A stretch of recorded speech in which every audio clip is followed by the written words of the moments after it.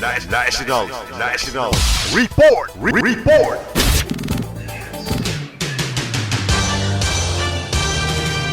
Nato ang nasunod nga balita. Sa nagpadayon ng bagsaka sa presyo sa palaliton sa nasod, hinungdan nga nagkadaghang pamilyang Pilipino ang nakalisod sa adlaw-adlaw nga panginabuhi.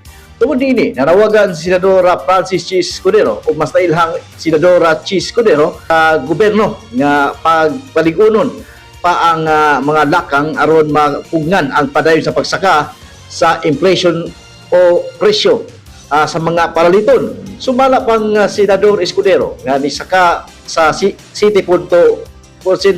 ang inflation rate sa tibuok ka nasod niadtong bulan sa Abril. Apan mas taas kini sa ubang rehiyon sama sa Central Visayas nga miabot og 10.8% og Zamboanga Peninsula nga adunay 9.9%.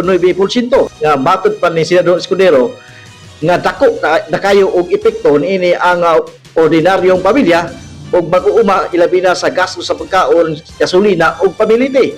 Gipasabot usab sa senador nga dili igo ang monitoring lamang kundi kinahanglan og paspas nga epektibong aksyon gikan sa gobyerno aron dili malumos sa kamahal sa paliton ang kita sa katawhan labi na sa Visayas ug Mindanao. Base sa dato sa Philippine Statistics Authority o PSA, dakong bahin sa pagsaka sa inflation ang pagmahal sa pagkaon, transportasyon o bayaron sa panimalay.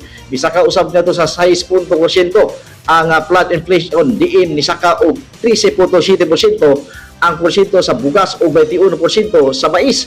Misaka usab ang presyo sa isda, seafoods ug pang utanon.